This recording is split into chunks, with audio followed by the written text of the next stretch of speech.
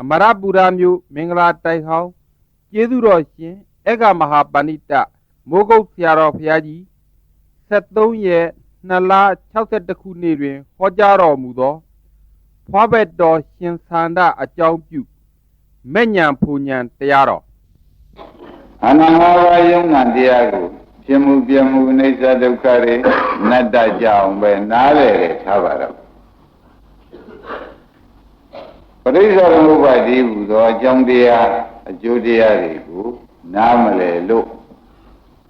သတ္တရဒိဋ္ဌိဥစ္စေရဒိဋ္ဌိတခုခုညှိနေလို့ရှိရင်ဖြင့်အားနည်းတဲ့ဝိပဿနာသာဖြစ်၍အားကြီးတဲ့ဝိပဿနာမဖြစ်နိုင်သောကြောင့်မဉ္ဇဉ်ပူညာမရနိုင်မှတ်ထားရမယ်ဒီကြရမဘာသုံးဖို့ပြောပါမယ်အာလုံးဓမ္မတွေသတိထားပါအနန္တဘာယုံနာတရားဖြစ်ပြအိဋ္ဌဒုက္ခအနတ္တတွေရှုပြီးနေကြတယ်ဆိုတော့ပရိစ္ဆေသမုပ္ပါဆိုတဲ့ခန္ဓာ၅ပါးဖြစ်ကြောင်းချုပ်ကြောင်းကိုနားမလဲတဲ့အတွက်သတ္တရဥစ္စေရညှိနေပါလေထိုကဲ့သို့ပရိစ္ဆေသမုပ္ပါနားမလဲတဲ့အတွက်သတ္တရဥစ္စေရညှိနေရဲ့နဲ့အိဋ္ဌဒုက္ခအနတ္တတွေအထုတ်ခဲ့တော့အားနည်းတဲ့ဝိပဿနာဖြစ်တယ်လို့မှတ်ထားပါဘာဝိပဿနာဖြစ်အားနည်းတဲ့ဝိပဿနာဖြစ်နေတဲ့အတွက်အားကြီးတဲ့ဝိပဿနာမဖြစ်နိုင်သောကြောင့်မဉ္ဇဉ်ပူညာမရဘူးလို့ဆိုတဲ့ဥစ္စာသတ္တေသာကဝတ္ထုနဲ့ကွာလုံလောက်ပြရတယ်နဲ့ရှင်းကြပရိစ္ဆေသမုပ္ပါနာလည်းမှသတ္တရဥစ္စေရကစင်တယ်စင်မှသာရင်အဖြစ်အပျက်ကိုအားထုတ်လို့ရှင်းပြန်အားကြီးတဲ့ဝိပဿနာဖြစ်လေသောကြောင့်မဉ္ဇဉ်ပူညာရနိုင်တယ်လို့မှတ်ရမယ်နော်ဒီတိုင်းကိုယ်ခန္ဓာထဲမှာပရိစ္ဆေသမုပ္ပါခန္ဓာဖြစ်စဉ်ကြီးကိုတော့ဖြင့်မသိဘဲနဲ့အာထုတ်နေလို့ရှိရင်အိဋ္ဌဒုက္ခအနတ္တကိုအာထုတ်များတော့လေအားနည်းတဲ့ဝိပဿနာသာဖြစ်တယ်ဘုခမောမှတ်ရတယ်သဘောကျကြအားနည်းတဲ့ဝိပဿနာရှုနေလို့ရှိရင်ဖြင့်ကုသိုလ်တော့ရပါရဲ့မဉ္ဇဉ်ပူညာကျေးဇူးမပြုဘူးအဘယ်ကြောင့်ဆိုတော့သတ္တရဒိဋ္ဌိဥစ္စေရဒိဋ္ဌိခံနေလို့မှတ်ရမယ်ရှင်းကြဘာခံနေလို့သတ္တရဒိဋ္ဌိနဲ့ဥစ္စေရဒိဋ္ဌိခံပြီးဒီကလာနေရတဲ့ဖြစ်မှုပြမှုတွေကိုကြိုးစားပြီးဒီကလာနေကြ냐တော့လေအားနည်းတဲ့ဝိပဿနာသာဖြစ်တယ်လို့ဘုခမောမှတ်ရဘူးအားကြီးတဲ့ဝိပဿနာဖြစ်ပါရဲ့အဲ့ဒါဒီနေ့သေးသေးချာချာထုတ်ပြီးဒီကလာပြပါမယ်ဒကာဓမ္မတို့နော်ဒီဘုရားနဲ့ဘွားဘက်တော်သန္တာဆိုတဲ့တောထွက်တဲ့အခါလိုက်ဖို့တာဒကာသစ်တို့ကိုမြတ်ရွှေတို့ကြားဘူးပါလိမ့်မယ်နော်မြင်မီမျက်နောက်ကလိုက်ပြီးဆွဲပြတယ်မောင်သန္တာဆိုတာကြားဘူးပါလိမ့်မယ်နော်ဘုရားနဲ့လည်းဖွားဘက်တော့တနေတဲ့တဏှာကြီးတဲ့ဆိုလို့နန်းတော်တွေဖွားကြတယ်ဆိုရလဲသိပြီးသားပါပဲလို့ထားလိုက်ပါလားနော်သူဟာဒီဘုရားပင်သွားရင်ဘုရားရှင်မှာရဟန်းဖြစ်နေပဲမှုထမ်းပြီးနေ냐နေပါတယ်နေတ္တဒုက္ခအနတ္တတွေသူကြိုးစား냐တော့လေမယနိဗ္ဗာန်ဆိုတာသူမမြင်လာဘူးဆိုတော့သူကိုယ်တိုင်ဖွင့်ပြောတဲ့အတိပ္ပယ်ကိုရတရားဓမ္မတွေယနေ့ရှင်းရှင်းလင်းလင်းသိရနိုင်မယ်ဒါကြောင့်ဒီအိဗယ်ကိုခင်းပြီးဒီကလာလာခြင်းဒီဒီကသစ်တို့ကိုမြတ်ရွှေတို့အလုတ်အစီအစဉ်လွဲမှာစိုးလို့အလုတ်အစီအစဉ်တဲ့အောင်လို့ဟောနေတယ်လို့တရားဓမ္မတွေမှတ်ပါသံပညာဆိုလို့ရှိရင်ဖြင့်ဒီပြန်အိဋ္ဌတွေမြင်ဒုက္ခတွေမြင်အနတ္တမြင်ပြီးတာပဲလို့ခင်ဗျားတို့မှတ်ချင်လဲမှတ်ထားကြလိမ့်မယ်နော်မဟုတ်သေးပါဘူးတဲ့ဒိဋ္ဌိခွာပြီးမြင်မှသတ္တရဥစ္စေရဒိဋ္ဌိခွာပြီးမြင်မှသာလျှင်ဒကာဓမ္မတို့မဉ္ဇဉ်ပူညာရနိုင်တယ်နော်ဘာခွာပြီးမှပါသတ္တရဥစ္စေရခွာပြီးရှုမှသာလျှင်ဘာရနိုင်သတ္တရဥစ္စေရမခွာပဲနဲ့ဒကာဓမ္မတွေအိဋ္ဌဒုက္ခအနတ္တတွေ ဖြစ်ပြတဲ့ရှုပြီးဒီကလာနေ냐တော့လေအားနေတဲ့ဝိပဿနာသာဖြစ်တယ်လို့မဉ္ဇဉ်ဘုံညာနိဗ္ဗာန်ကိုမြင်နိုင်တဲ့သဘောလို့မရောက်ပါဘူးဆိုတာကိုလည်းယနေ့ရှင်းရှင်းလင်းလင်းမှတ်ထားရမယ်နော်အဲ့ဒါခန္ဓာဝကတန်ယုတ်ပါဠိတော်သန္နတုတ်မှာသန္နကိုယ်တိုင်မရလို့သေးသေးချာချာဒုက္ခများမှာဒုက္ခရောက်လို့ရှင်အနန္ဒာရှိပြေးရတယ်ဆိုတဲ့ဥစ္စာလေတတ္တိဇာရကရှင်အနန္ဒာကပရိစ္ဆေသမုပ္ပါကိုသေးသေးချာချာပြောတော့မှဒိဋ္ဌိကကွာတော့မှသူကိစ္စပြီးပုံကိုဒကာရမတွေယနေ့ရှင်းရှင်းလင်းလင်းနဲ့ပဲဩတို့အလုဆင်တဲ့အောင်ဆရာဘုန်းကြီးကဖြင့်ကဲယူတင်ဆောင်ဖို့နေဖို့ဆိုတာသေချာမှတ်ပါအလုဆင်တဲ့အောင်လို့ပေးနေတယ်ဆိုတာကိုသဘောကျအေးဒါကြောင့်ဒကာရမတွေကလျာဏမိတ်တဆိုတဲ့သူတော်ကောင်းနဲ့ပေါင်းရမယ်ဆိုတဲ့ဒီမဲ့ရခြင်းအကြောင်းမှာသဗ္ဗုရိတုပသံတေဝသောတပတ္တိအင်္ဂံသရမသောနံသောတပတ္တိအင်္ဂံယောနိသောမနတိကာရောသောတပတ္တိအင်္ဂံဓမ္မနုဓမ္မပတ္တိသောတပတ္တိအင်္ဂံလို့သရုကနိဗ္ဗာန်ငုတ်ထုများမှာသောတပတ္တိမဲ့ရခြင်းအကြောင်းမှာသူတော်ကောင်းနဲ့ပေါင်းပြီးဒီကလာလမ်းပြကောင်းလမ်းပြကောင်းပြနိုင်မှလမ်းကောင်းပေါ်ရောက်ပြီးဒီကလာ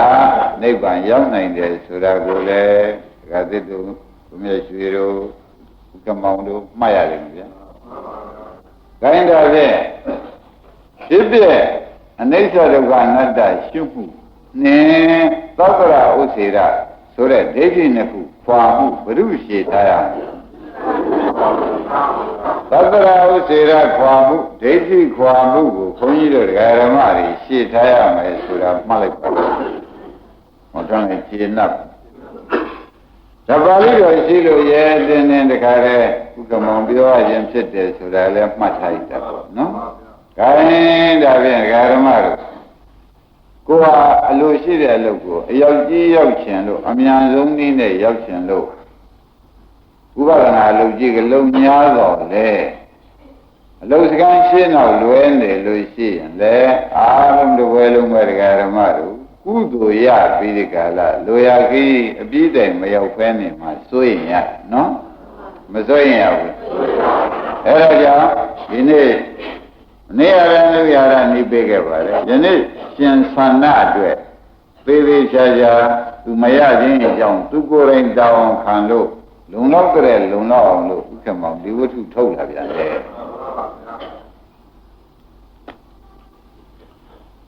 ခိုင်းဒါဖြင့်ဒကာဓမ္မတို့ဝတ္ထုပဲစကြပါစို့တဲ့ဒကာဓမ္မတွေနားလည်မှုရှိအောင်ဒုသောပြီးဒီကလာလည်းမှတ်ကြပါနော်ကျိုးစားပြီးမှတ်ပြီးကလာကျိုးစားပြီးဒီကလာဒီလောက်စင်ကြပါဆိုတာဥစ္စာသေးသေးချာချာမှတ်ပါကဲဒကာဓမ္မတို့သူမပြောခင်ဒိဋ္ဌိကိုကျွတ်တော့အရင်ခွာကြတယ်သန္နဝတ္ထုမပြောမီဥက္ကမောင်ပါရင်ခွာရမယ်ဒိဋ္ဌိရင်ခွာကြသတ္တရာရောဥစ္စေရာရောယနေ့ခွာပေးမယ်နော်ရှင်သာနာမှာသတ္တရာဒိဋ္ဌိရှိနေတဲ့တွေ့ဘယ်ဘုရားပြစ္ဆာကစပြီးဥက္ကမောင်အားထုတ်လိုက်တော့ဘုရားပြိဋိဘံစံတော်မရဘူးဘယ်လောက်ကြာတော့ဗျာပြောတူပြောတော့55နှစ်လောက်ကြာတယ်လို့ဆိုရင်တောင်မလွဲပါဘူးသဘောကျဒါဖြင့်ဒါပါလွဲနေတာတော့လို့မေးတဲ့အခါကျမှဒကာဓမ္မတွေတပွဲလုံးကပဲဖြေထွက်ဖို့ပါပဲဒိဋ္ဌိရှိရတဲ့ဥပဒနာရှုနေလို့ရှင်းကြဘယ်လိုကြောင့်ပါဒိဋ္ဌိရှိရတဲ့ဥပဒနာရှုပြီးဒီကလာနေတော့ဖြစ်ဖြစ်တည်တော့မြင်ပါရဲ့ဒိဋ္ဌိအပင်ကခံပြီးဒီကလာနေတဲ့အတွက်လူရကြီးပြီးတိုင်ရောက်ကြလားရှိသာသဘောကြီးကြားလိုက်တာကြားအမရကြီးဖြစ်နေတယ်ဆိုတာပေါ်ကြကြားတော့ကြားရဟန်ရသွားကြရလားအမရပဲဖြစ်ပြီးဒီကလာသွားတာကဒကာရမတို့ရှင်းနောက်လွယ်နေလို့မဆိုသင့်ဘူးလားဒိဋ္ဌိဉာဏ်ခေါ်ပြီးကာလမှာဝိပဿနာအားထုတ်ရမယ်လို့မှတ်လိုက်ကြဖို့ဘယ်လိုမှတ်ကြမလဲ ဒိဋ္ဌိယံခွာပြီးမှဝိပဿနာကြိုးစားကြပါဆိုတာဖြင့်လေးစားစွာနဲ့ပဲဒီကနေပြီးဒကာဓမ္မတွေမေတ္တာရှေ့ထားပြီးတိုက်တွန်းခြင်းကိစ္စပြောပါတယ်ဆိုတဲ့ဥစ္စာသတိထားပါနော်ဒိဋ္ဌိခွာခြင်းတော့လေအလိုလိုခွာသွားမှာမဟုတ်သောကြောင့်ခန္ဓာပရိစ္ဆေသဘုရားနားလည်မှုရှိရမယ်ဒုက္ခမောဘာနားလည်ဒကာဓမ္မတွေဘာနားလည်ရမလဲခန္ဓာပရိစ္ဆေသမုပ္ပါသူတော်ဘာခန္ဓာလားမိမိခန္ဓာလားတခါရွေးမိမိခန္ဓာရွေးတဲ့မိမိခန္ဓာဤဖြစ်စဉ်ကိုသိမှသာရင်ဒါရင်ဒါဖြင့်ပရိစ္ဆေသမုပ္ပါကိုသုံးမျိုးဆက်ပြီးဒီကလာဒကာဓမ္မတွေရှင်းပိုင်းကနေပြီးသန္တာမဟောမီတို့ကွာပြီးမှတို့အားထုတ်မယ်ဆိုတဲ့စိတ်ကလေးမွေးထားတော့ကွာနီးနေသည်ကိုပဲရှင်းပိုင်းကပြပါတော့မယ်ဆိုတာဥက္ကမောင်ရေးသေချာမှတ်ပါနော်အားလုံးဓမ္မတွေရေးကြည့်ကြည့်လို့ပြောနေတယ်ဆိုတာကိုရေးမိကြလားရေးမကြည့်လို့ရှိရင်ဘုန်းကြီးများတွေဘုရားသခင်ကိုရမကြီးလိုပဲပြုံးတောင်မပြုံးပါဘူးအရေးကြီးတဲ့အချက်ကိုဘုရားသခင်ကိုရမကြီးဖွင့်ဟောလာပါတယ်ဆိုတဲ့ကိုကသံဃာနာရင်ကျမ်းနဲ့ပါလာပါတယ်ဆိုတဲ့ကိုကဟောအရေးကြီးလို့ပါလားဆိုတာမှတ်ရမယ်နော်အဲ့တော့ဓမ္မတွေကဆွဲချက်တင်ခြင်းတင်လိုက်ပါလေဘုန်းကြီးစီတရားနာတာရေးမကြည့်တဲ့နေ့တခုမှမပါဘူးလို့ပြောခြင်းပြောလိုက်မယ်ဥက္ကမောင်မပြောဘူးလားပြောတော့ပြောရလိမ့်မယ်ကိုယ်မှလည်းအရေးမကြည့်เสียအလောက်ကတခုမှမရှိသေးတော့ဥက္ကမောင်ပြောမှာပဲကိုယ်လည်းဘာမှမသိတာရေးကြည့်တဲ့အလောက်ကလည်းသိထားတာကရှိရလားမရှိတော့အလုံးစုံမသိသေးတော့သိเสียဟူသေးအရေးကြည့်တဲ့အလောက်ကြီးမှတ်ပေတော့သိเสียဟူသေးကိုအရေးကြည့်တဲ့အလောက်ကြီးမှတ်ထားလိုက်တဲ့အခါကျတော့အသိဆုံးမှလည်းနိဗ္ဗာန်ရောက်မှာဖြစ်နေတော့အားလုံးဓမ္မတို့အတိတရားရေးထားကြပါဆိုတာကိုလည်းတိုက်တွန်းရပြန်တယ်အတိတရားရေးထားပါဆိုတော့တိုက်တွန်းရနော်ဘုရားကဟောထားတာကြည့်ပါလားညာတပရိညာသိမှုမရှိဘဲနဲ့သီရဏပရိညာပွားမှုကိုရနိုင်ပါမလားသီရဏပရိညာဆိုတဲ့ပွားမှုဝိပဿနာရှုမှုမှမရှိဘဲနဲ့ဘာဝနာပရိညာဆိုတဲ့ကိလေသာပယ်တဲ့အလုံးမျိုးကိုထားမြောက်နိုင်ပါမလားဒါတွေပြီးတော့ဘုန်းကြီးပြောတာလားပရိညာသုံးပါးနဲ့ဝေဘာမီဘုရားဟောတာလားဆိုတာပေါ်လာရှင်းဥစွာသိမှုပရိညာလောက်ရမယ်ပြီးတော့မှဘာလို့ဝါမှုလောက်ရပြီးတော့မှဘာလို့ပယ်မှုလို့ရမယ်ဆိုတော့ဥက္ကမောင်သူ့အစဉ်ကလည်းဒီတိုင်းပါလားညာတပရိညာတိရဏပရိညာဘာနာပရိညာလို့သုံးမျိုးရှိပြီးဒီကာကနေတော့ဒကာဓမ္မတွေတရားချီးနေတာလားခမည်းတော်အလုတ်တက်အောင်လို့စင်ပေးနေတာလားကဲခတ်စမ်းဘုန်းကြီးကတရားချီးတော့ရှိသေးတယ်မဟောသေးဘူးလို့အောင်းမေ့နေနဲ့တရားချီးတော့ရှိသေးတယ်မဟောသေးဘူးလို့အောင်းမေ့နေလွဲကြပါလိမ့်မယ်ကိုယ်ညာနဲ့အစဉ်တဲ့ပေးနေတယ်ဆိုတာတော့သိပလားရှင်းဥစွာသိမှုပြီးတော့မှကျင့်မှုပယ်မှုဘယ်နှခုပါလဲတင်နံဘကပါပါလေနိနံဘကသုံးနံဘကဒါဘုရားဟောတဲ့အစီအစဉ်ဖြစ်နေတော့နိဗ္ဗာန်ရောက်ခြင်းဒီစဉ်ကြော်လို့ရကြပါမလားမရနိုင်ဘူးဆိုတာလည်းသိကြပါလားဒါကြောင့်အစီအစဉ်တိုင်းဟောပြီးဒီကလာလာတဲ့အတွက်ဘုန်းကြီးဓမ္မတွေဒီကြပန်းလို့မဖြစ်ပါလားအိမ်နဲ့ဘုရားရှိခိုးပြီးပရိသေပြီးဒီကလာနေတော့ကုသိုလ်မဖြစ်ဘူးလားဖြစ်ပါတယ်ဓမ္မတော်အလုံးစင်ကလွဲကြံလွဲနေလိမ့်မယ်မဆိုနိုင်ဘူးလားအဲဒီဆိုနိုင်ကြရတဲ့အကြောင်းတွေကရှိနေသောကြောင့်တင်နံဘက်ကပါတဲ့နိနံဘက်ကကျင့်မှုပွားမှုကသုံးနံဘက်ကဒီစဉ်တိုင်းပွားမှာမဟုတ်လားသိမှုမရှိတဲ့ပုဂ္ဂိုလ်ကျင့်မှုလွဲလိမ့်မနော်ကျင့်မှုလွဲလို့ရှိရင်ပယ်မှုကိစ္စတွေကိလေသာပယ်မှုကိစ္စတွေဥက္ကမောင်လွယ်ရကိစ္စပြီးပါမပြင်းနိုင်ပဲနဲ့ကိလေသာမပယ်နိုင်ပဲနဲ့ဒိဋ္ဌိကိလေသာဝိသိကိစ္စကိလေသာတွေမပယ်နိုင်ပဲနဲ့လေဘုရုသောတာပန်ဖြစ်လိမ့်မလဲလို့မေးရင်မနဲ့ဖြစ်ကြဘယ်သူမှမဖြစ်နိုင်ဘူးဆိုတာသေချာကြီးသေချာဗလား ဒါတွေကိုပြောရတဲ့အတွက်ဘုန်းကြီးများကဒကာတော်မတွေကလည်းဒီတိုင်းမှလုပ်ပါတော့မယ်ဆိုတဲ့အသိလေးကိုညာထဲမှာထားတဲ့အတွက်ဝန်းမြောက်ရတယ်ဆိုတာကိုလည်းမှတ်ထားတာပေါ့။ခိုင်းတာဖြင့်သက္ကရာဥစ္စေရဒိဋ္ဌိခွာကြစို့ခွာနည်းကိုသိအောင်လုပ်ကြစို့သက္ကရာဥစ္စေရခွာတော့မလားဒကာဓမ္မတို့သက္ကရာဥစ္စေရခွာတော့မယ်ဆိုတော့တပည့်တော်တို့ဘာဖြစ်နေလို့လုံးလို့ဘုရားရှင်တို့မေးကြတော့အကြောင်းပေါ်မှာ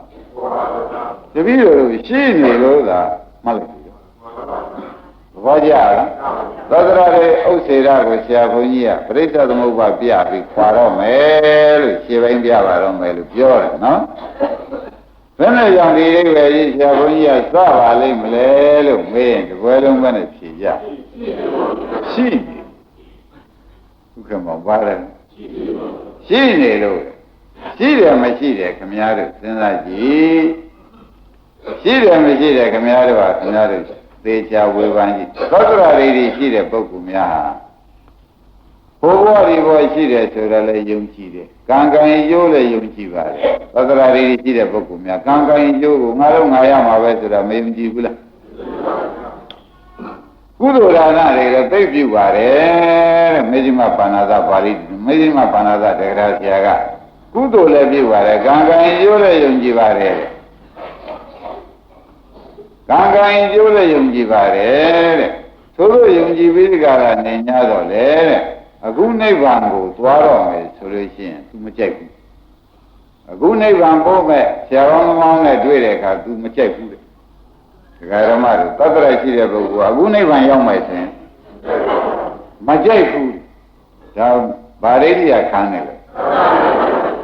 ဥငါလောက်ကြတာလေတကားဖြစ်ကုန်ရောမယ်ငါနတ်ပြည်သွားခံစားလိုက်ဦးမယ်ဘဝဇမပြည်သွားခံစားလိုက်ဦးမယ်ဆိုတော့သူနိဗ္ဗာန်မသွားခြင်းဘဝထဲမှာပုံအောင်နေတယ်ဒါဘုရုပတ္တိဖြစ်နေကြက်စဉ်းစားပါရဓမ္မခမရတို့ရှိတယ်မရှိတယ်ဒီကနေကဲခတ်တာတပည့်တော်မှာသက္ကရာတွေရှိနေသလားဥစ္စေရာတွေရှိနေသလားလို့မေးတဲ့အခါကျလို့ချင်းကိုယ့်ဟာကိုယ်ဝန်းထဲမှာဝေဖန်ကြတာနော်ဘိုးဘွားဒီဘွားရှိတယ်ဆိုတော့လည်းသူယုံကြည်တယ်ကုသိုလ်ကောင်းမှုတွေလည်းအများကြီးပြုပါတယ်အကုသိုလ်ဆိုတော့လည်းသိကြောက်ပါတယ်သဘောကျအကုသိုလ်တော့မလုပ်ချင်ဘူးနော်ကုသိုလ်တော့သိပြုတာပဲဘုရားနဲ့တွေ့တယ်ဘုရားရဲ့ပြည်သားနဲ့ပဲနိဗ္ဗာန်ကယ်တင်မဲ့ပုဂ္ဂိုလ်နဲ့တွေ့တဲ့အခါကျလို့ရှင်းဖြင့်တဲ့ဘုံစဉ်သံလေးကြိုက်တယ်ဒီလိုလာတတ်ဘယ်လိုလာတော့ပါဒါပြန်သူဘုံထဲကိုဘုံအောင်နိဗ္ဗာန်စီမသွားကြဘူးဘယ်ဘုံအောင်ပါလဲဘုံထဲဘုံအောင်တော့သူဗာရိတိရှိတယ်ဆိုကြကဲခမည်းတော်ကိုခမည်းတော်ကဲခတ်ကြည့်တာပေါ့ငါတို့ဟာဒိဋ္ဌိရှိသလားမရှိဘူးလားဆိုတာကိုယ့်ကိုယ်ကိုကဲခတ်ကြည့်တော့ဘိုးနိဗ္ဗာန်မြတ်မိစัจ जा မယ်ပင်ငယ်လေးလွတ်ပြီးနာသူတွေကျင်းချင်းခံစားရလို့ရှိရင်တော်သေးတော့ဘောဆိုတဲ့အဓိပ္ပာယ်မျိုးလေးဟာတဏှာလေးကလှမ်းကြိုက်မကြိုက်ဘူးလားအဲ့တော့ဘုံဘွားတဲ့သူပုံအောင်ညံသေးသလားနိဗ္ဗာန်ပဲသွားကြံသလားမေးရင်မနဲ့အဲ့ဒါကိုယ်သာကဲခတ်တော့သတ္တရာလေးကြီးရှိလို့ရှင်းမလားဘာဖြစ်လို့ပါဒါဖြင့်ဒီတဲ့ဒကာဓမ္မတွေကိုအကဲခတ်မိကြပါလားဘယ်လိုများခတ်မိကြသတ္တရာတွေရှိနေတယ်ဥက္ကမောခင်ဗျာပါရှိခင်ဗျာလည်းဘုံစင်တန်ကြိုက်တယ်ဒါဘုံစင်တန်ကြိုက်ဟူပြီးဘယ်နဲ့ဆိုကြပါ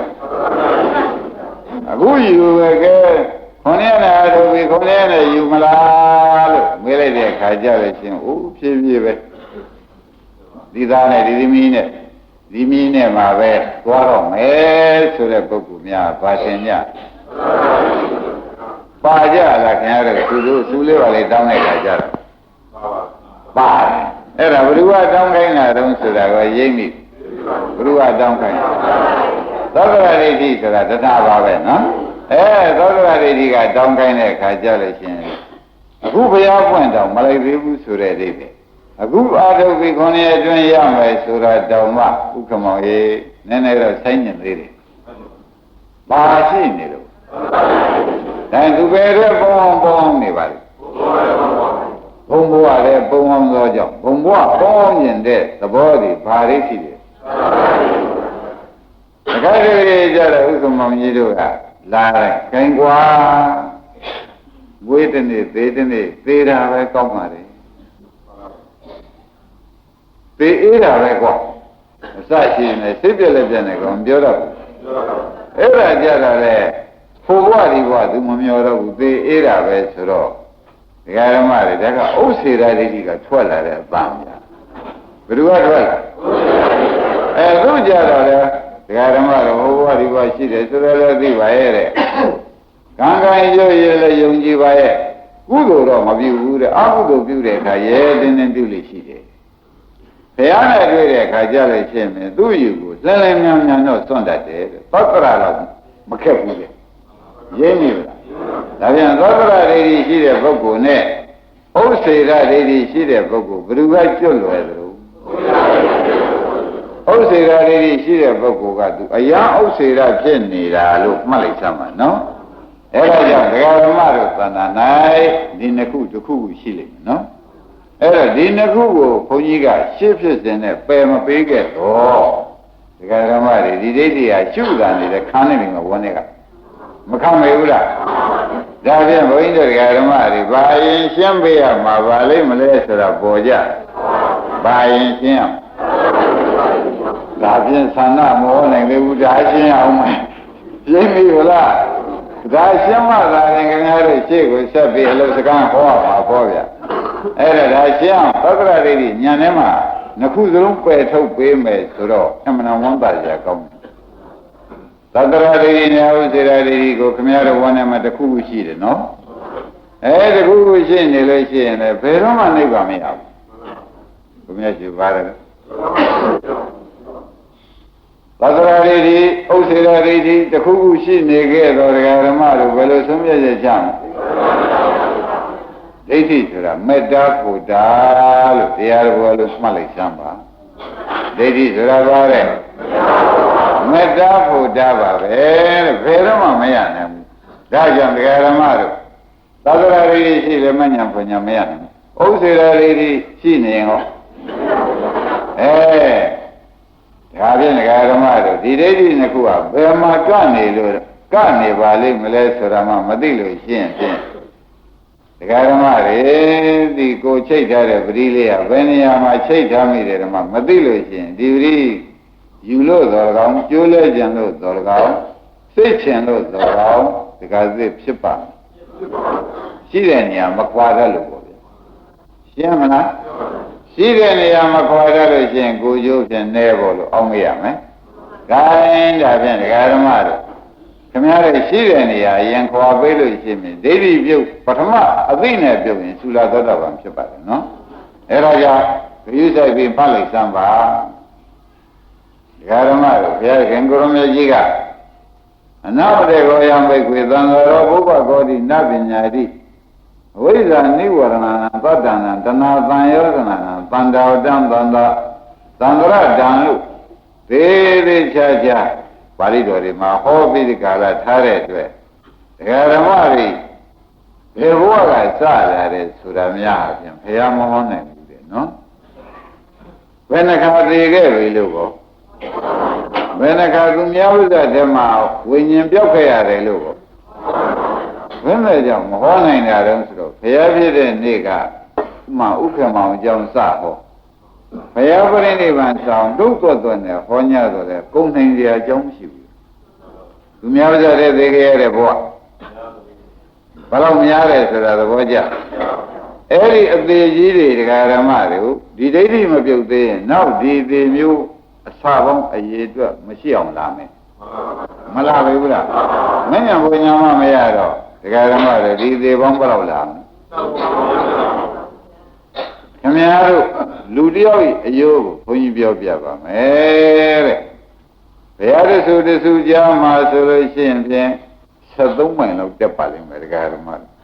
လူတယောက်အယိုးတွေကိုပုံပြီးမဆွေးမပြေပဲနဲ့ပုံလို့ရှိရင်ဘယ်လောက်တက်မလဲ73မိုင်ဆိုတော့ဒကာဓမ္မတို့မန်းလေးတောင်တော့ကပြီကပါလားအဲ့ဒါဒီကားလေးဆိုလို့ရှိရင်ဖြင့်အယိုးဖြစ်တဲ့ အယိုးရဲ့အယိုးဖြစ်တဲ့သရဝါဖြစ်တုံးစုထားရင်ဒါတော့ရှိမယ်ဒီလိုပဲကြီးတော့မြောက်လို့ဖြစ်တာငါမထည့်သေးဘူးတဲ့အဲ့ဒါတွေအရေးပြောသွားလို့ထည့်ရပါဒါလူတယောက်ကြီးအယိုးဆိုတာကိုရိပ်မိလားအဲ့ဒါခင်ဗျားတို့အယိုးတောင်းနေများပုံရင်သေးသလားဟုတ်ကလားစဉ်းစားကြပါဦးဘုရားဒီဘအောင်ရင်တော့ရိုးပုံမှာပဲဘုရားဒီဘအောင်ရင်ကြရင်ဘယ်နဲ့လို့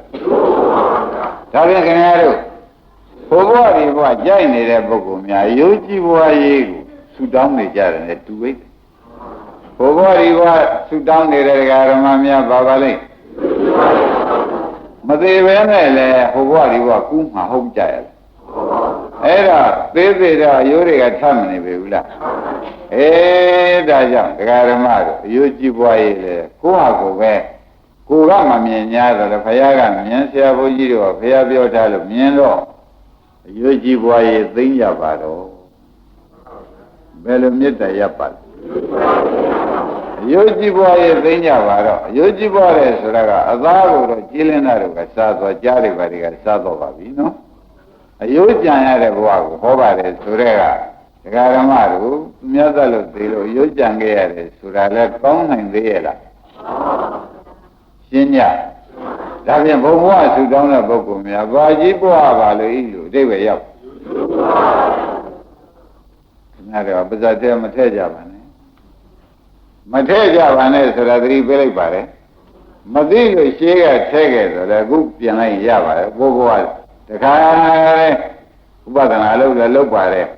ချက်ချင်းမရဗျာကြီးဆိုတာသာပြောင်းပြပါတော့ယောဂီဘွားရေးစသိမ့်ပါတော့ယောဂီဘွားရေးကြိုက်တဲ့ပုဂ္ဂိုလ်ကသက္ကရာဒိဋ္ဌိလို့မှတ်တယ်ယောဂီဘွားရေးကြိုက်တဲ့ပုဂ္ဂိုလ်မဆိုးပါဘူးလားအဲ့တော့ခင်ဗျားတို့ကိုယ်အကြောင်းကိုမသိတော့ဘုရားရှင်မှာဖြစ်စေသံဃာတော်တွေရှိမှာဖြစ်စေခင်ဗျားတို့က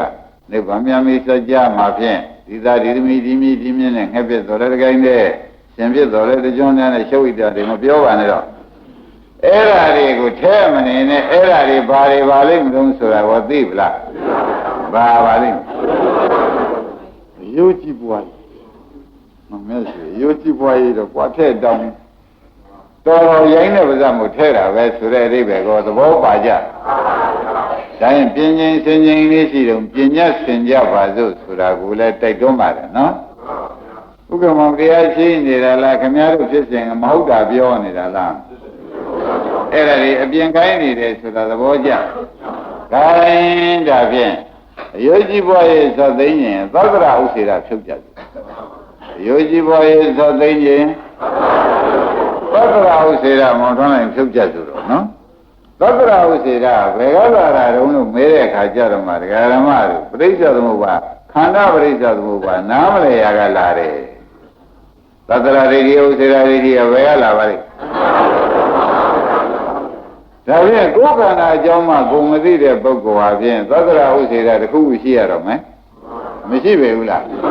အဲ့တော့ဘုရားကလည်းသက္ကရာလမ်းလည်းမလိုက်နဲ့ဥစေရာလမ်းလည်းမလိုက်နဲ့အလယ်လားလိုက်လို့ငါဘုရားဖြစ်လာတယ်လို့ပြောဘူးဘုရားကဘယ်လမ်းကဘုရားဖြစ်ခင်ဗျားတို့ကလည်းအလယ်လမ်းကသွားမှာသက္ကရာလမ်းလည်းမလိုက်ပါနဲ့ဥစေရာလမ်းကိုဘယ်လမ်းလိုက်ကြဒါဖြင့်ဒကာရမတို့အလယ်လမ်းဆိုတာသက္ကရာလည်းဝန်းထဲမှာရှင်းမှာဥစေရာကိုဘယ်လမ်းလိုက်ကြအလယ်လမ်းလိုက်ကြရမယ်လို့ကခင်ဗျားတို့ကသက္ကရာလမ်းလိုက်ပြန်တော့အယူကြည့်ပွားကြီးဥစေရာလမ်းကိုလိုက်လိုက်ပြန်တော့လေငရဲကြည့်ပွားကြီးကောင်းသေးရဲ့ဘယ်လမ်းမှသာရင်ကျွတ်တို့လျော်တယ်လမ်းလို့ဆိုလို့ရပါမယ်အလယ်လမ်းမှလျော်တယ်လမ်းဆိုတော့ဘုရားဘယ်လမ်းကဖြစ်သောတာပန်ဘယ်လမ်းကဖြစ်သဂရဂနာဂံယန္တာဘယ်လမ်းကဖြစ်အလယ်လမ်းဆိုတာကဒကာရမတို့မဲ့ခင်7ပါးလမ်းဒီကသက္ကရာဒိဋ္ဌိဆိုတာခိုင်နေမြဲတယ်လို့ယူတယ်လမ်းဥစေရာဒိဋ္ဌိကပြည့်ရင်ပြီးတာပဲလို့ယူတယ်လမ်းဘယ်နှလမ်းရှိပါလဲသုံးလမ်းဘယ်လမ်းမှာအခုစရာမြင်ကြဒါကြောင့်ဒကာရမတို့အလယ်လမ်းကိုပြတော့မယ်ဆိုလို့ရှိရင်ဖြင့်တဲ့ပရိစ္ဆေသမုပ္ပါကိုသက္ကရာဥစေရာ စင်တဲ့ညံလေးဝန်းတဲ့ရောက်သွားတော့မှအလေလန်းညံပေါ်လာမောင်မြအရေးမကြည့်ဘူးလားဒကာရမတို့သတ္တရာဥစေတာစင်တဲ့ဝန်းနဲ့စင်သွားတော့မှဝန်းနဲ့မှစင်သွားပြီသတ္တရာလည်းမရှိတော့ဘူးဘုရားပရိစ္ဆေသမုပ္ပါပြရတာဥစေတာလည်းမရှိတော့ဘူးဘုရားဆိုတော့မှအလေလန်းသိတဲ့ညံလေးဝန်းတဲ့ရောက်ရှင်းမလားပရိစ္ဆေသမုပ္ပါအဖြစ်ကိုလည်းသိဒကာဓမ္မအပြစ်ကိုလည်းသိတော့မှဖြစ်ပြနှစ်ပါးလုံးသိတဲ့ခါကျတော့မှအလေလန်းဖြစ်တဲ့ဉာဏ်လေးဥက္ကမဝန်းလေးရောက်လာဒါပြန်သောတရာဥစေရဆရာဘုန်းကြီးကရှင်းမပေးခဲ့လို့ရှင်ဒီဒကာဓမ္မတွေကိုချိုးနေပြီမနေပဲခလုတ်တော့လုံးမှာပဲဘယ်ဟာလေးခလုတ်တိုင်အိဋ္ဌလုတ်တော့လုံးမှာပဲမလုပ်ဘူးလားလုပ်ပါမှသူသောတရာဥစေရကဥပအောင်ဆင်းရလားမဆင်းတော့သူလုံးနေတာဒီဒုဗ္ဗလဥပဒနာသာဖြစ်တယ်ဘရောဥပဒနာဖြစ်ပါရဲ့လားရှင်းညဒါကြဖြင့်သောတရာဥစေရဖြုတ်ကြပါစို့ဆိုတာဒကာဓမ္မတို့ဖြုတ်လိုက်ရင်ဘယ်လမ်းရောက်မှထင်ကြအလေလမ်းရောက်ဥက္ကမောနိုင်ဝတ်သာပြောရတယ်ရှားရှိတဲ့ဘုန်းကြီးမို့လို့အောင်းဝင်မယ်ခင်ဗျားတို့ပြန်လို့ပြောတာရိပ်မိမလားရှားရှည်လို့လားခင်ဗျားတို့ပြင်းလို့လားနောက်ဘယ်တော့မှမခဲ့ရနဲ့နော်ဟာဘုန်းကြီးစကားတွေမျိုးမျိုးပဲသိလေအောင်လို့ပြောတော့ပဲတရားသားကိုမရောက်သေးဘူးလို့အောင်းမိမနေနဲ့ဒါတရားသားပဲအလယ်လန်းရောက်လို့ရှိရင်ပြင်သောတရာဥစေရဆိုရင်အလယ်လန်းသိတဲ့ညာမရောက်ပြီဘူးလားအဲ့ဒီညာရောက်လာတဲ့ကိုကသိမှုကိစ္စပြီးတာပဲကျင့်ရုံပဲကြံတော့တယ်ဓမ္မတွေအစသတ္တဝါအစကိုဖြင့်ဘုရားရှာမလို့ပါဘူးသတ္တဝါအစကိုဖြင့်သတ္တဝါဖြစ်ကြောင်းအစကြအဝိဇ္ဇာနဲ့တဏှာကွာလို့ဘယ်လောက်ရှိခဲ့တယ်ဆိုတာသဘောကျတော့ဖြစ်ကြောင်းကိုရှာလိုက်တဲ့ခါကျတော့ဘာလာတွေ့တော့ခဲဒါဖြင့်တို့ခင်ဗျားတို့အစအဝိဇ္ဇာကဆိုကြပါစို့ဗျာသဘောကျဝိဇ္ဇာဖြစ်เสียပါလားသင်္ခါရလားဩဝိဇ္ဇာရှိတဲ့ပုဂ္ဂိုလ်ကသင်္ခါရလို့လုံးမှာပဲသင်္ခါရအလုပ်ဆိုတဲ့ဥစ္စာချမ်းမဟုတ်ဘူးဒကာဓမ္မတို့ကုသိုလ်လည်းလုပ်ဘုံဘဝတွေလည်းထူတောင်းတယ်နိဗ္ဗာန်မပါဘူးကုသိုလ်လည်းလုပ်တယ်နော်ထူတောင်းတော့ဘုံဘဝတွေကိုဘုံဘဝတွေတောင်းတာကတော့ဖြင့်တဏှာဆန္ဒလို့ဆိုရင်လောဘဒီဘက်ကလောက်ကြတော့ကုသိုလ်ပဲနော်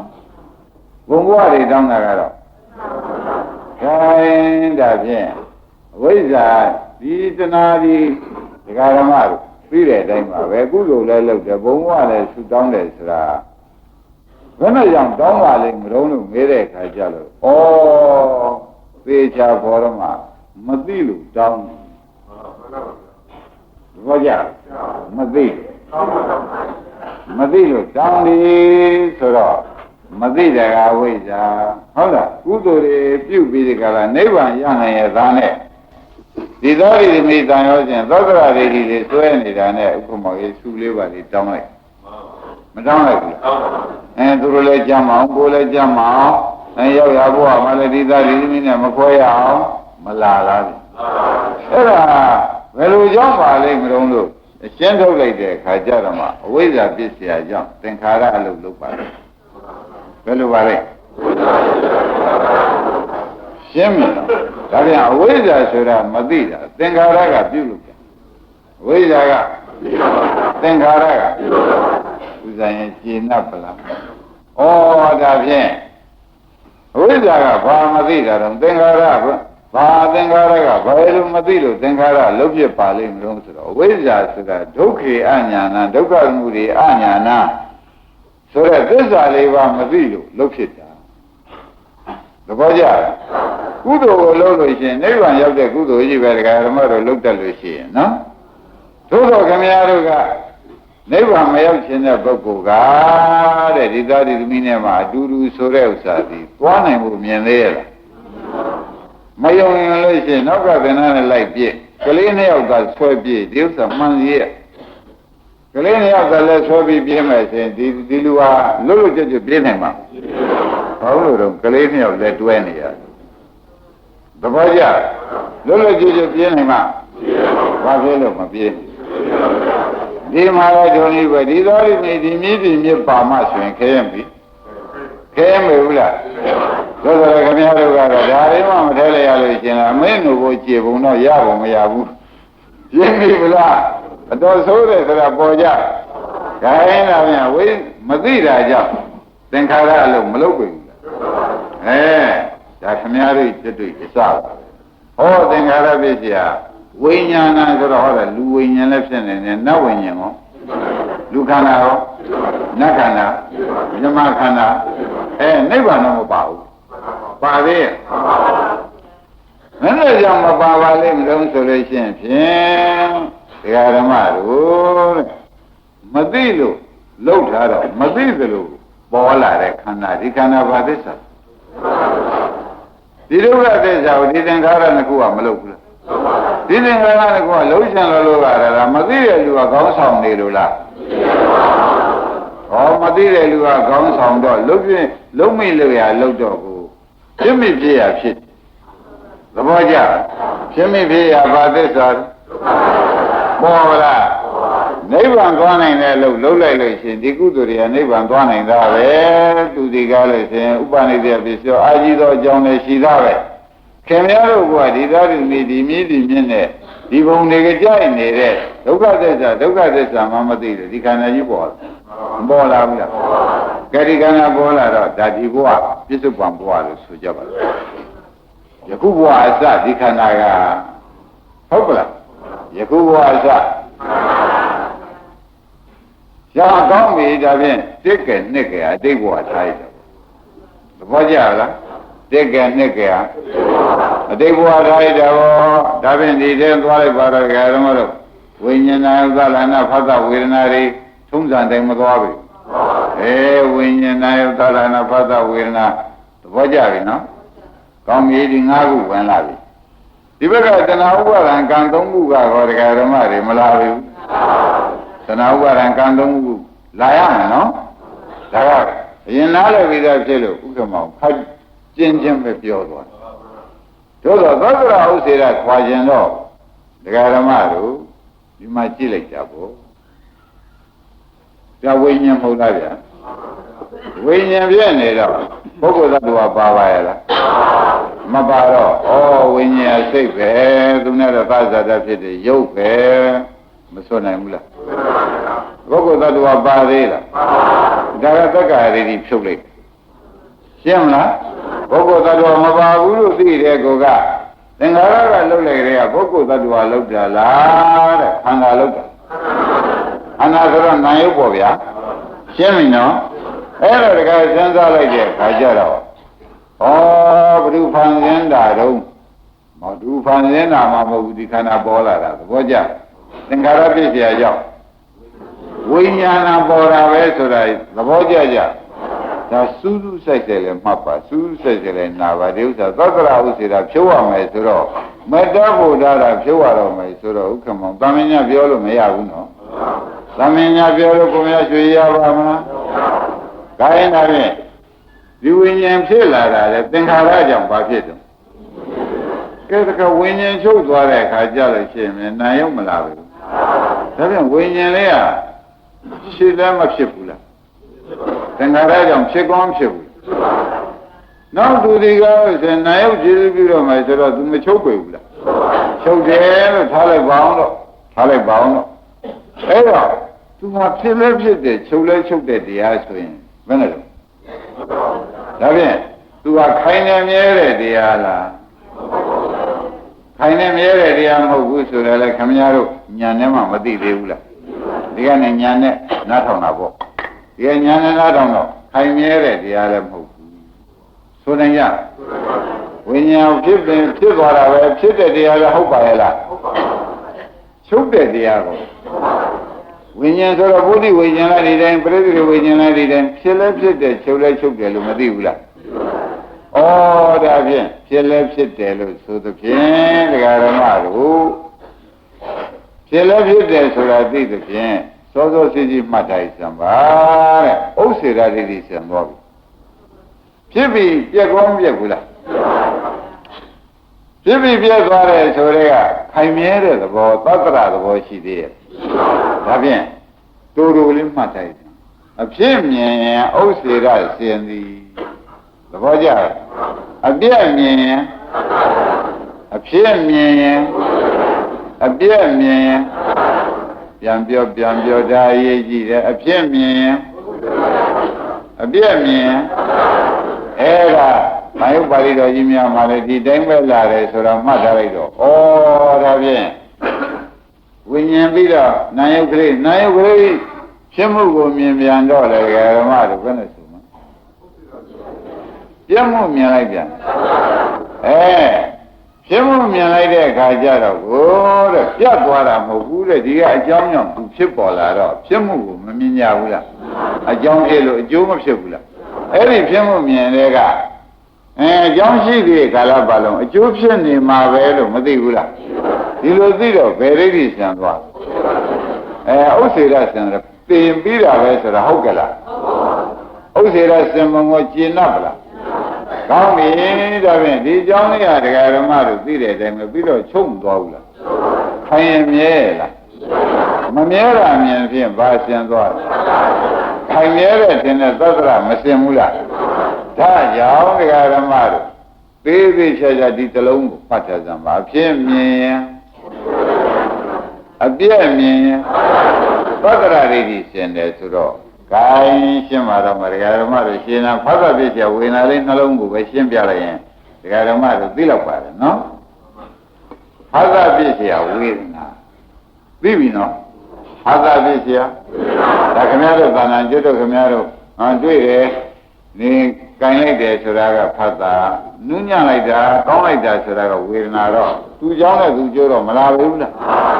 ဒါဖြင့်ဖတ်တာပြည့်ချာဒါဖြင့်ဖတ်တာနိရောဓဒါဖြင့်ဖတ်တာဖြစ်ရင်ဒကာဓမ္မတို့စဉ်းစားကြည့်ဝေဒနာဖြစ်ရမှာဖတ်တာပြည့်ချာဒီလိုသိတော့ဖတ်တာဖြစ်လို့ဝေဒနာဖြစ်တာပဲလို့သိတဲ့ဖြင့်ဘယ်ရိပ်ကြီးဆင်သွား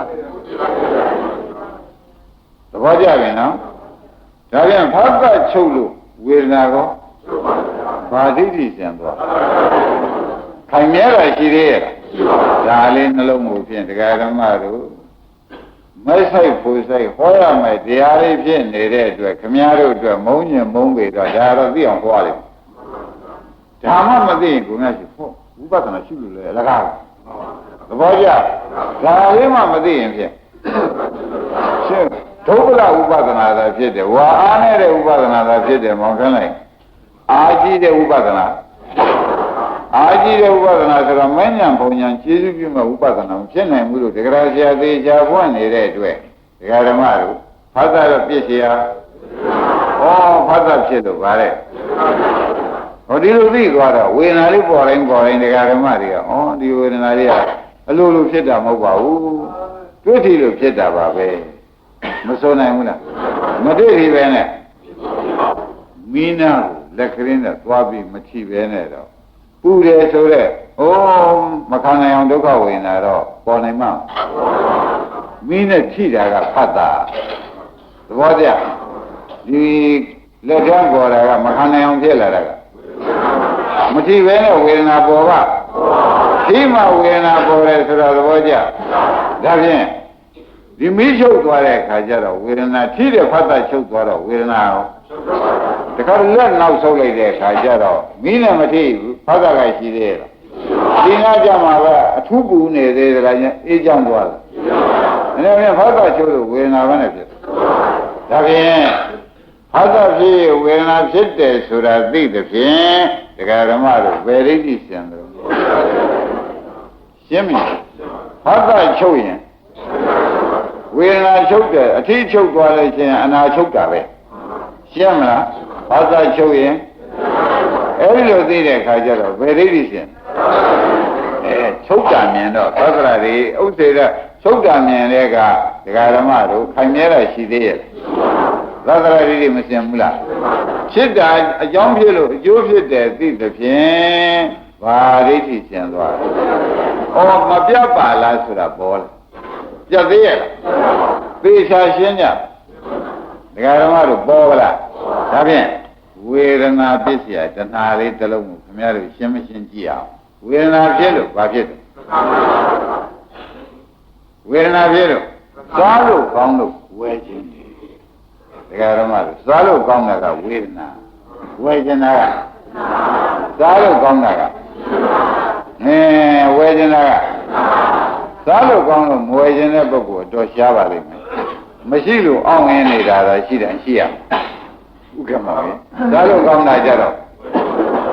ဒါပြန်သွားလို့ကောင်းတာကဝေဒနာကအချိန်များဆိုင်နေတာသမန်ဝဲလက်ဆုံးကြလို့ရှင်လက်ပြင်ဒီရင်ချေအောင်ဟေ့လို့ပြောကြတဲ့ကိုကဒီတရားဝဲအောင်ဟေ့လို့ပြောကြတဲ့ကိုကဘာသာဖြစ်เสียဝေဒနာဖြစ်เสียဒါဖြင့်ကောင်းတဲ့ဝေဒနာလာလို့ရှိရင်နောက်ကပါလိုက်တာကဲစားရကဒကာဓမ္မတွေလျှာပေါ်မှာ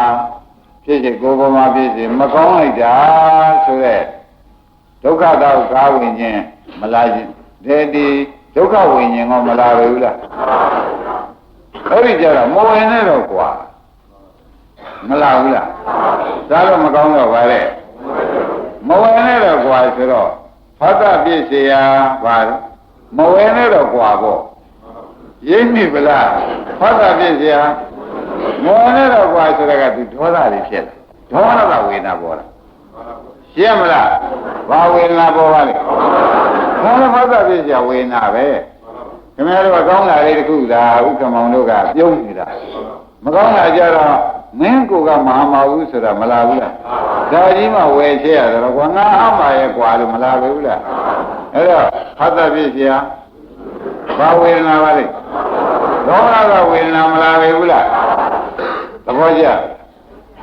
ဥမာအကျမ်းတဲ့ကြီးကိုဥက္ကမောကဂိုင်းကြည့်တယ်ဥက္ကမောကိုဆိုပြီးဒီကလာဝယ်ခဲ့တယ်မနေ့ကဆိုချက်ပါစို့ရှင်းနေဘူးလားဒါပြင်ဒီလိုဝယ်တဲ့အခါကျတော့ရှင်းတယ်ဥက္ကမောစမ်းကြည့်လိုက်တော့မတွေ့ဘူးလားခိုက်ကြမ်းကြမ်းမတွေ့ဝယ်ကြဥက္ကမလားမင်းမို့ဝယ်လို့ဆိုမှာမင်းမို့ဝယ်မယ်ဆိုတော့သူ့ပေါ်အလိုကြတယ်လားအလိုမကြဘူးဒါရင်ဖတ်တာပြည့်စရာဒေါမနတဝေဒနာဆိုတော့ပေါ်လာကြီးရိမ့်မိဗလားဒါဖြင့်ဖတ်တာဖြစ်လို့ဖြစ်တယ်လို့ဒီလိုသိရင်ဘယ်ဒိဋ္ဌိစင်လို့ဖတ်တာချုပ်သွားတော့ဖတ်တာချုပ်သွားတော့ဂိုင်တဲ့တဲ့ဂိုင်တာလေးလည်းဥက္ကမောကမဂိုင်တော့ပါဘူးကျမ်းမထော်မှလည်းမသိတော့ပါဘူးဆိုတော့စိတ်ကပြေမသွားဘူးလားပြေသွားတာထောက်လိုက်လို့ရှင်ဖတ်တာချုပ်လို့ဘာချုပ်သွားအဝေဒနာချုပ်သွားတာနောက်သမမစီနဲ့တော့ကွာလေးချိုသွေးသွားပြီအဲ့ဒီကျတော့မသွေးသေးဘူးလားအဲ့ဒါဝေဒနာချုပ်တဲ့အခါမထွက်လာဘူးလားနောက်ဒီလိုမစီနဲ့ဟိသဘောပါဒါဖြင့်ဓမ္မတို့ဘာသာဖြစ်ဝေဒနာဖြစ်တယ်လို့သိရင်ဘယ်ဒိဋ္ဌိရှင်လို့ဟုတ်သားပဲအကြောင်းကျိုးပြတ်ကြလားဘာသာဖြစ်เสียဝေဒနာဆိုအကြောင်းကျိုးဆက်နေတာကိုသိလိုက်တဲ့ဖြင့်ဥစ္စေတာဒိဋ္ဌိမရှင်းသေးဘူးလားဥစ္စေတာဒိဋ္ဌိဆိုတာအကြောင်းပြရင်ဒါကြလဲအကြောင်းကျိုးဘာမှမရှိပြတ်တာကြီးပဲလို့ယူတာကဘာဒိဋ္ဌိလဲအခုတော့ဘာသာဖြစ်ရင်ဝေဒနာကဒုက္ခဝေဒနာဒုက္ခဝေဒနာဥပ္ပခဝေဒနာသူဝေဒနာသုံးမျိုးလာမယ်ဆိုတာသိကြပါလားဒါဘာသာဖြစ်เสียဘာသာမရှိလို့ရှိရင်ဝေဒနာရှိပါဒါရင်ဘာသာဖြစ်လို့ဝေဒနာဖြစ်တာပဲလို့ခန္ဓာကိုယ်ထဲမှာသိတိုင်းဘယ်ဒိဋ္ဌိရှင်တယ်ဒါသိအောင်ဟောတာတော့ရှုတော့ဖြစ်ဖြစ်ရှုမှာပဲဟောဒီတရားလေးကဘယ်နဲ့ကြောင့်ဖြစ်ပါလိမ့်မလို့ဆိုတဲ့ဘယ်နဲ့ကြောင့်ဆိုတဲ့စကားကိုပယ်ချနေတာဘယ်နဲ့ကြောင့်မှမဟုတ်ဘူးဘာသာဖြစ်လို့ဝေဒနာဖြစ်ရှင်းမလားဘာသာချုပ်ရင်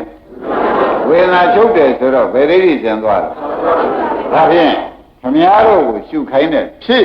ပြစ်ဆိုတာနှစ်ခုဒိဋ္ဌိကိုအစဉ်ခိုင်းတာအဖြစ်လည်းမြင်ကြည့်အပြည့်လည်းဘယ်ဒိဋ္ဌိအစဉ်ခိုင်းတာပါသောတာနဲ့ဥစ္စေကအစဉ်ခိုင်းတာပါပဲဒါဖြင့်ခမည်းတော်မှာဖြစ်ပြမှတပါဒိဋ္ဌိခွာနေနေပြီးရှိသေးရဲ့အဖြစ်မြင်ဘယ်ဒိဋ္ဌိစဉ်လုံးအပြည့်မြင်ပေါ်လာဒါဖြင့်ခန္ဓာကိုယ်ထဲမှာဘာသာရင်းရှိပါလိမ့်အဖြစ်နဲ့အပြည့်တိုင်းရှိတယ်ဆိုတာခမည်းတော်သိပြီးဒီကာလခန္ဓာကိုယ်ထဲမှာဘာမှမရှိဘူးဖြစ်ပြီးပြတ်တတ်တဲ့ဓမ္မတွေသာအကုန်ရှိတယ်လို့သိတယ်ကိုက တရားဓမ္မတော်ဖြစ်မြင်တုန်းကလည်းသတ္တရဥစ္စေရဆင်ခဲ့ပါတယ်အပြည့်မြင်တော့ခိုင်နေမြဲတဲ့ခြင်းနဲ့သတ္တရကို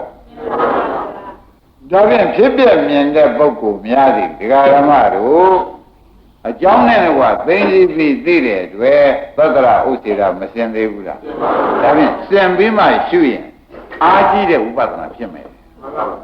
ဒီလိုမစင်မနဲ့ရှုခဲ့တော့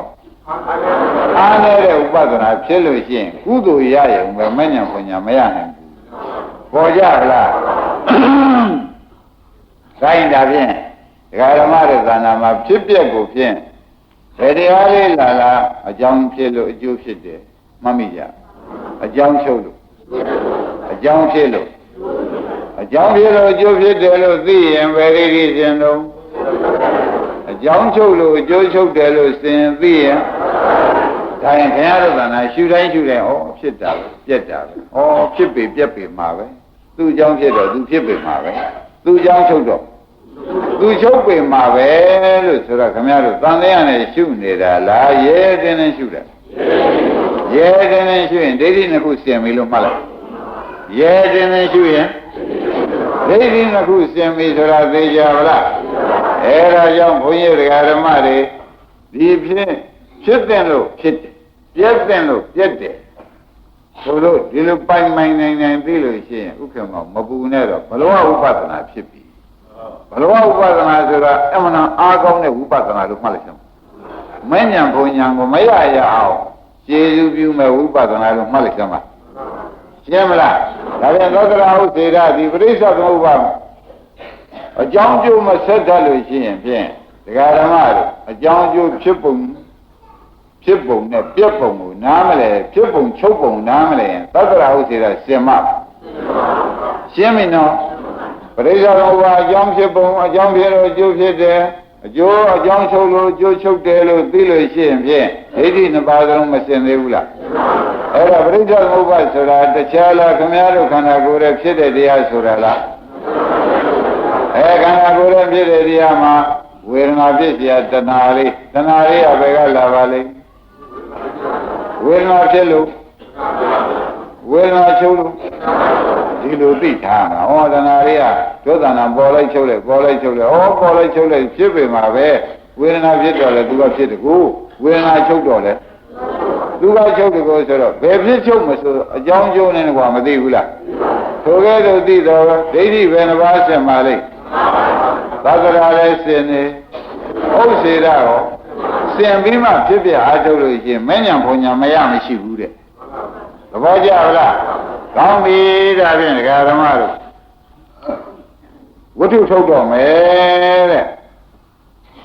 ဝတ္ထုထုတ်တော့မယ်လို့ဘုရားရှိတော်မှတ်ရမယ်နော်ခန္ဓာဘဂတန်ယုတ်ပါဠိခန္ဓာဘဂတန်ယုတ်ပါဠိတော့မှာဝိပါဠိသောတိပြည်မှာရှင်သန္တာရှိပါတယ်တဲ့ဘုရားလည်းပြိဋိဘံသံသာတော့ရှင်သန္တာကြံပြီးဒီကလာနေတော့သောတိပြည်မှာပဲသူသတင်းသုံးနေတယ်အဲဒီမှာသံဃာတွေကသူ့ကိုသပိတ်မောက်ပြီးဒီကလာသံဃာတွေကသူ့ကိုမပြောကြစရာမဆိုကြစရာဆိုပြီးဒီကလာဘုရားကသူ့ကြံပေးထားတဲ့အတွက်သူကရဟန်းတွေလိုက်ပြီးဒီကလာဥက္ကမောင်အရှင်ဘုရားတို့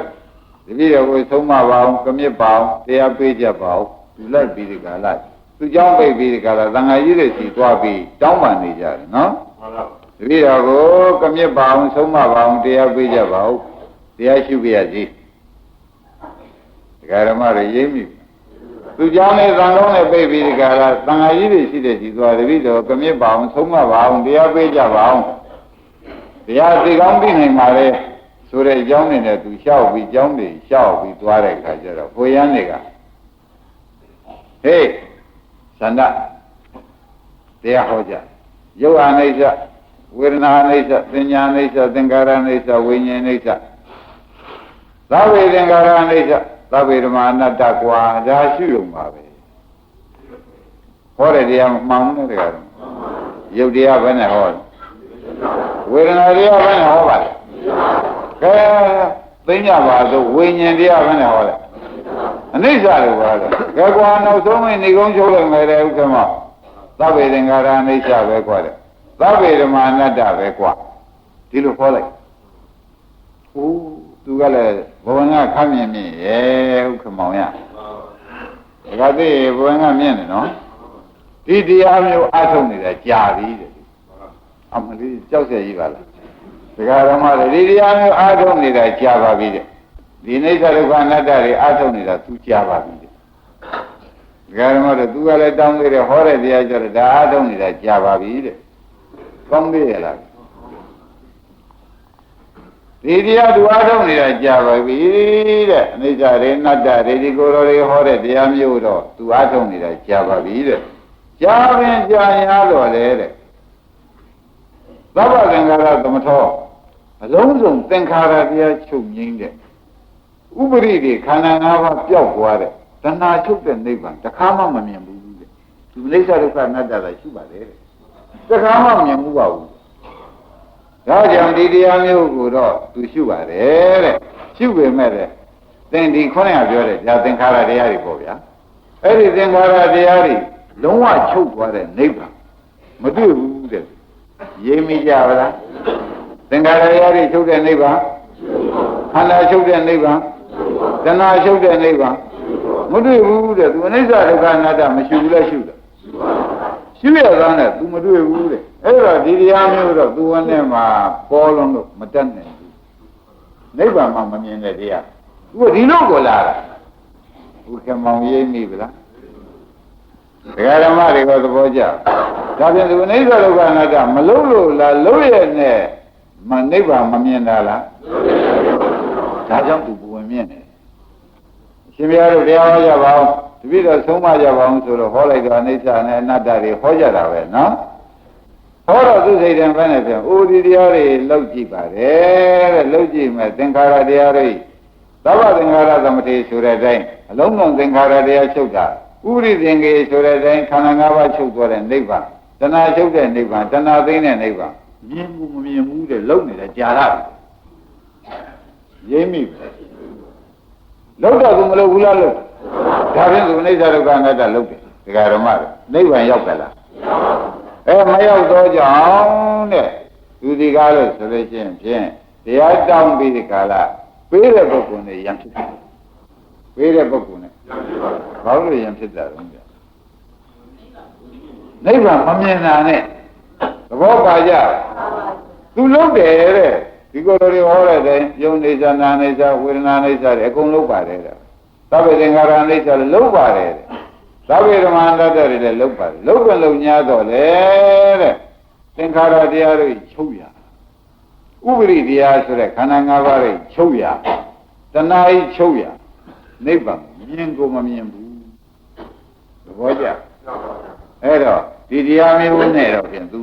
နိဗ္ဗာန်မမြင်တဲ့အတွက်ဒီကိုယ်တော်တွေဟောတာကူတော့သူကျေနပ်ကြလားဘာဖြစ်လို့မကျေနပ်တယ်ဆိုတာခင်ဗျားတို့ရိပ်မိဗလား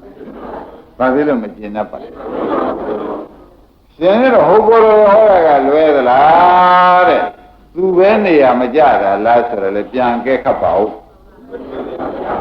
သူကခေါင်းကပြောခဲ့တယ်ဒကာဓမ္မတို့သတ္တရာဒိဋ္ဌိနဲ့ဥစ္စေရာဒိဋ္ဌိခွာမထားဘူးမခွာဘဲနဲ့ရှုနေလို့မမြင်တာ